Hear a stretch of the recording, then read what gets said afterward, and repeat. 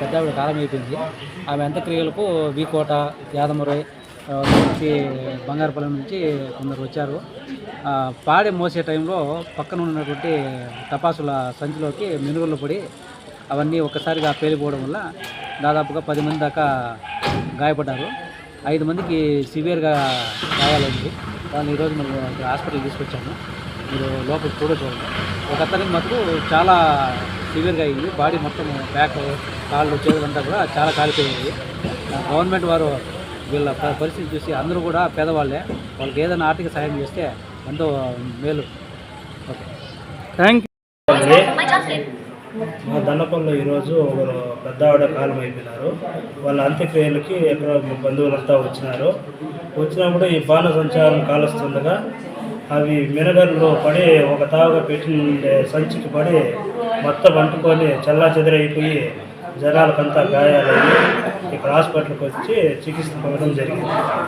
మొత్తం ఎంతమంది గాయాలైనా? దాదాపు 10 మందికి గాయాలైంది. సివియర్ ఎక్కువ? సివియర్ వచ్చి 5 మందికి ఎక్కువైంది.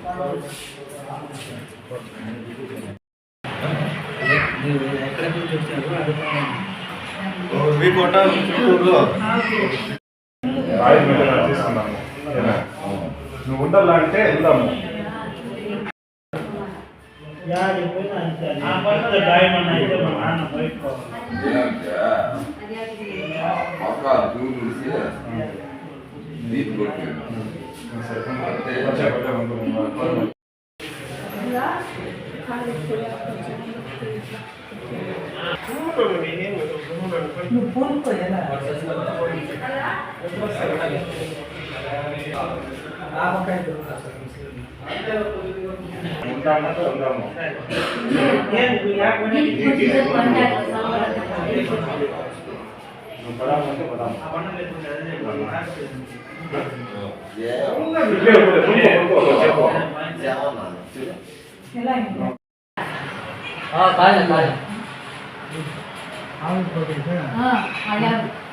పాక గమ్మేసి